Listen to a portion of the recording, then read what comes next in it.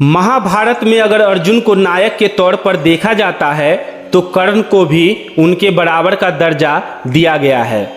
जिस तरह महाभारत में अर्जुन की वीर गाथाएं लिखी गई है, उसी तरह कर्ण की भी एक से बढ़कर एक गाथाएं देखने को मिल जाती है। लेकिन कर्ण को विडंबनाओं से रचे इस चरित्र को इतिहास में वह जगह नहीं मिली जो उसके समकक्ष अन्य चरित्रों को मिली। सूर्य पुत्र होकर भी ताउम्र कर्ण सूत पुत्र कहलाए।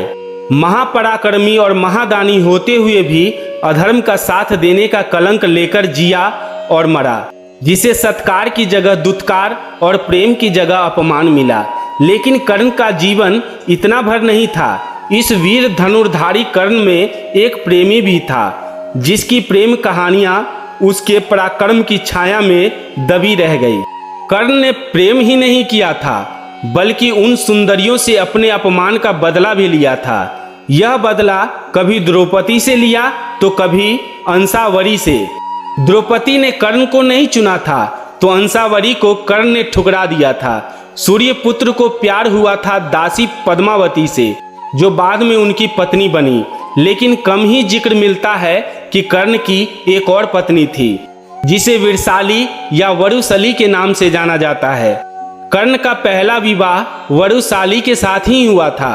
वरु दुर्योधन के सारथी सत्यसेन की कन्या थी।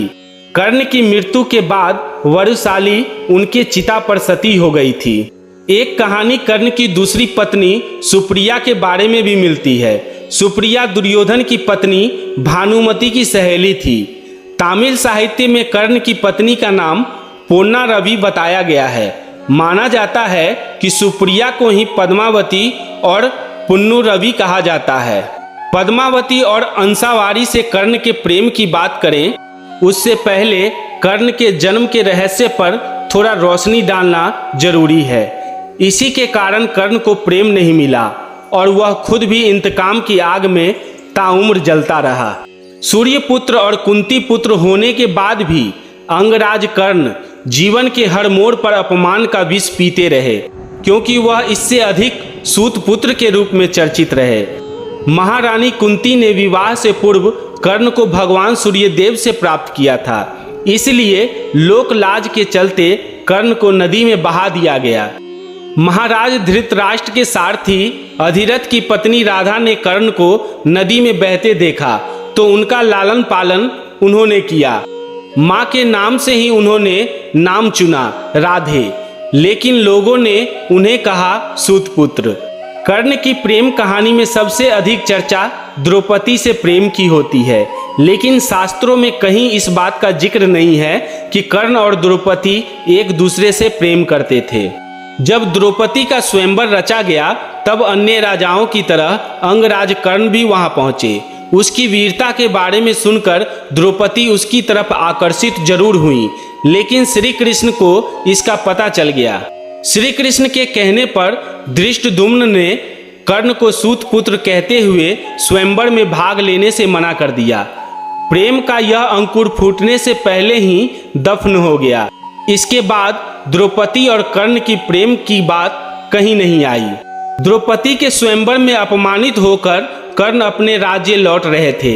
इसी दौरान जंगल में कर्ण ने देखा कि कुछ बदमाश दो सुंदरियों को घेर कर उनकी इज्जत से खेलने की कोशिश कर रहे हैं। उनमें से एक राजा चित्रवत की पुत्री अंसावरी थी, तो दूसरी उनकी दासी धूमसेन की पुत्री पद्मावती थी। दुराचारियों ने राजकुमारी अंसावारी पर हमला किया तो पद्मावती सामने खड़ी हो गई।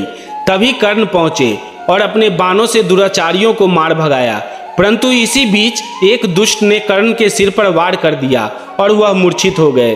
राजकुमारी अंसावारी भी बेहोश हो गई थी। पद्मावती कर्ण और अंसावारी को रथ में राजभवन ले गई। अंसावारी को राजभवन छोड़कर कर्ण को पिता के घर ले गई। पद्मावती के पिता ने वैद्य को बुलाया और उपचार के बाद कर्ण ठीक हो गए। कर्ण पास बैठी पद्मावती को देखे तो देखते ही रह गए। दोनों में मन ही मन एक दूसरे से प्रेम करने लगे। उधर अंसावरी ने पिता को कर्ण की वीरता की कहानी सुनाई तो महाराज चित्रवत का सैनिक उनका संदेश लेकर कर्ण के पास पहुंचा। कर्ण सैनिक के साथ चित्रवत के भवन गए, जहां राजकुमारी अंसावरी ने उनका स्वागत किया।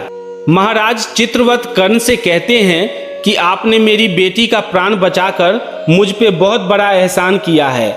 मेरी इच्छा है कि आप कुछ दिन रुककर मेरा आतिथ्य स्वीकार करें। कर्ण मान जाते हैं। कर्ण और राजकुमारी अंसावरी एक दूसरे के करीब आ जाते हैं। अंसावरी अपने मन की बात अपने सखी व दासी पद्मावती को भी बताती है। हालांकि पद्मावती अपने प्रेम की बात छुपा लेती है।